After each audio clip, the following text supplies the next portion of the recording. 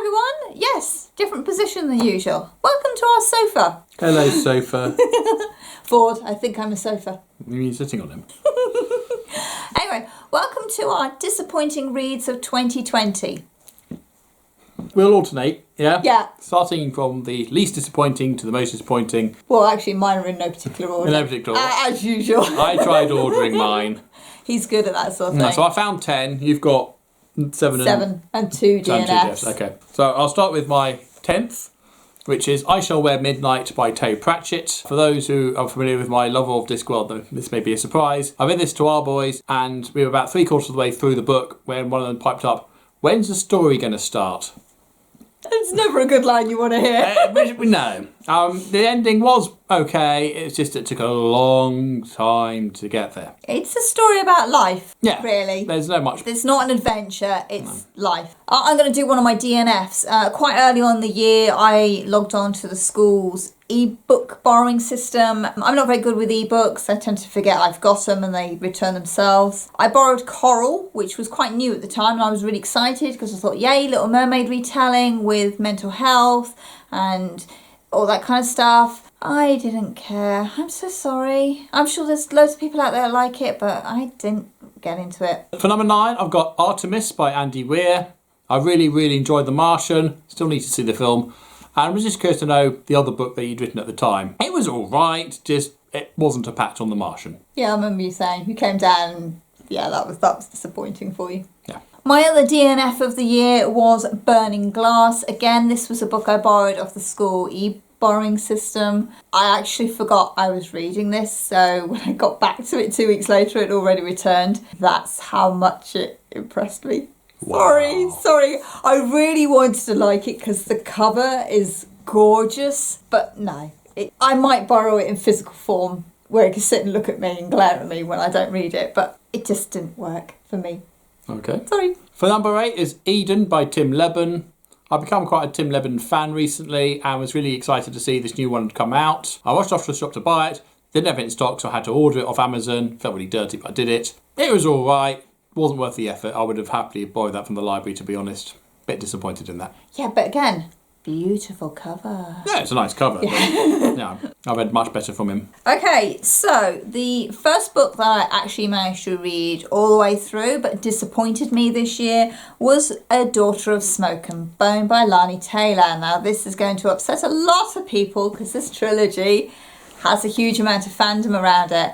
Sorry. I didn't care for the romance, I didn't care for the characters, I didn't care for the world. Sorry, what can I say? No, didn't get on with it. Just did not click. My number 7 is Hero by Michael Grant. This is the third book of the Monster trilogy, following the Gone series. It was all right for the most part, a bit like the first 2 of the trilogy, nothing particularly special. And then the ending killed the entire franchise dead in the water. My God, that was awful. So don't read the sequels then. So avoid the sequel trilogy. Keep with the main books. They're really, really good. Don't bother with the sequel trilogy. It ruins the story entirely. Oh, that's bad. I hate it when they do that. Yeah, I'm very disappointed. Okay, my next disappointing read of the year was Poor Unfortunate Soul. I can't remember who wrote this one. It's part of the Disney Villainous series of books out there. And this one obviously looked at Ursula. I was really gutted with this one. I thought, great, we're going to get a proper Ursula story. It's going to be awesome. She's going to be badass. She's going to throw things around. No, it might as well have not been Ursula's story. I was really gutted. It was still good, but I was gutted. Okay, my number 6 is Apollyon, part of the Left Behind series by J.B. Jenkins and Tim LaHaye. You still reading that? Yeah. Still? Well, I'm halfway through it. Yeah, it drags in the middle. You can skip the middle bit and just jump to the end. Well, this is one of the middle bits that drag. Yeah. Very draggy in the middle. So, this is a destroyer. He rises and causes chaos at the right end of the book. You've got to go through all the guff, and it really is just guff until you get to the point. I was like, for goodness sakes, this is a 12-book series.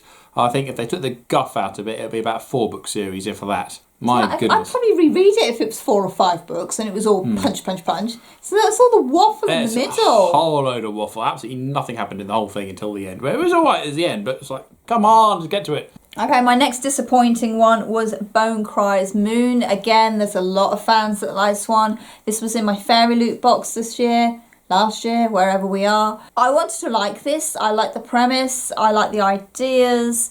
I just, again, the romance just didn't do anything for me. I'm sorry. That's, ugh. My number 5 is Terminator Secondary Objectives. This is a graphic novel. I don't remember that. I'd just read Terminator Tempest, which was brilliant as a reread from ages ago, and I managed to pick it up and loved that one. So good. This is the direct follow-on to that, and it's page after page of literally nothing happening. Yes, there's a few explosions and things going on, but it's all completely mindless and senseless. You think... So it's a Michael Bay film then? Yeah, very Michael Bay. It just there's no point to it. It furthers nothing. Oh dear. Yeah. Ugh. There's a third book in the series. I'm not sure if I'm going to bother with it. Oh dear, that bad. Yeah. Okay, my next disappointing book of 2020 was Cursed. Now this is the short story collection, not the Frank Miller book that I really want to read still. So this was a collection of short stories that sort of looked at fairy tales and the curse aspect of them in particular, written by some big authors within the YA community. I mean, Neil Gaiman's got a story in there. I think the problem was there were a lot of misses in the collection. There were like one or two that really stood out, and everybody else was just a bit meh, which is a shame, but I'm going to keep it because of those one and two stories that I really enjoyed. Number 4 is Aliens Criminal Enterprise by S.D. Perry. Now, now, I'm not expecting anything great from an Aliens novel, to be honest, although I am often surprised by them. This one was just terrible. I didn't care about any of the characters. They're all criminals and all deserving everything they got, to be honest. It was a mess. That summed it up. Most alien things are messy. You know, lots of blood and guts everywhere. Not a good mess. Not that there's anything good about blood and guts either, but you know, it was just... Okay, so my next disappointing read was The Dragon Masters. This was a recommendation from this chap here, and my father-in-law remembered reading it, and they've both apologised profusely because I did not enjoy it that much at all. It felt very, male-dominated, stupid characters making stupid choices for stupid reasons. Might explain why I don't remember it. It might explain why you don't remember it, but yeah, it could have been really, really good, and it's not. And it's a sci-fi classic from that era, and it's not. At least it's short. It's short, it's very short. That was an afternoon read, but oh boy, that was disappointing. Right, my number 3 there's a two-parter to this one. It's the X-Files Volumes 1 and 3 from the Checkers publication. These are graphic novels again. Series of short stories. The stories themselves are okay. It's just the fact that the artwork is abysmal. Oh yes, I remember you it really is abysmal. Yeah, in book 1 they actually get some of the pages printed out of order, and so one of the stories doesn't even make sense because they're jumping about the place in terms of what's going on. And there's about 3 novelizations from the TV show as graphic novel, and the artwork, you'd had to know what happens in the episode to know what's going on in the page because it's so unclear. Really, really hard. Now, and Fire and Ice are my 2 favourite episodes from the early series, and I just couldn't read them, almost. It was just rubbish. It was. It really shows how important artwork is in a graphic novel. No. Because if that gets wrong, that's it. It doesn't matter how good your story is. If you can't see what's happening, or if the artwork doesn't explain what's going on clearly enough, you might as well not bother. No. It's so important. It really is. Absolutely. Okay, my next disappointing read, and again, this is going to upset a lot of people because this is quite a popular series, is Unravel Me by Tahereh Mafi. This is the second book in the Shatter Me original trilogy. I've got the first 4 books, so it's taken me a while to get to book 2. I'm sorry, at this point, I don't care. I just... The romance is all over the place and I just don't feel it. I don't really like the main character anymore. She's a bit wet and pathetic, or that's how she came across to me anyway. I don't know if I'm missing something and why people love this series so much, but I think I've grown out of it. I'm sorry. Right, my number 2 is Invasion of the Body Squeezers Part 1. This is part of Goosebumps. I think it's a 2000 series by R.L. Stine. I've been reading through the collection I've got on the house, having read some previously. They're not great for the most part. There are a few quite impressive ones, but this really was bottom of the barrel. I didn't care about the characters. Every single stupid decision can be made was made, and I don't want to read part 2, basically. You know, a 2-parter that doesn't make you want to read the next part. That's never good. No. That's never good. Oh dear. And so my final disappointing book of 2020 was an e-arc I got through NetGalley. Actually, one of the first e-arcs I got through NetGalley, and I thought, oh yay! Now I've been given an e-arc. I was so excited. And it's Once and Future Queen, which is a new series coming out of the Star-Crossed Lovers series. This is Rome Never Fell, so Britain has remained part of the Roman Empire, and the Celts have been pushed out into the far reaches, and obviously all the historical consequences of that. And I really thought, this sounds brilliant. And some of the world building in it, I really enjoyed. Little snippets that I heard about what was going on in the rest of the world, and the fact that the Native Americans were doing their own trade, because obviously Britons had never gone over there to invade them. And there was so much that I really wanted to like.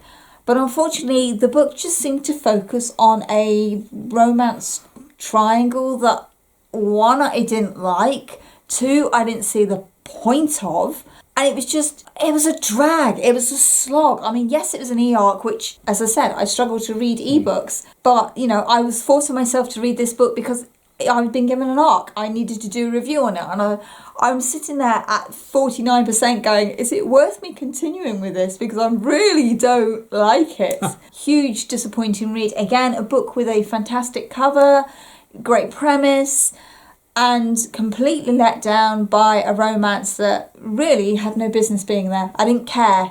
That's not what I was interested in. And it's a real shame because this should have been such a good book. And my most disappointing read of 2020 is Star Wars The Black Fleet Crisis Book 1 Before the Storm by Michael P. Kubi McDowell.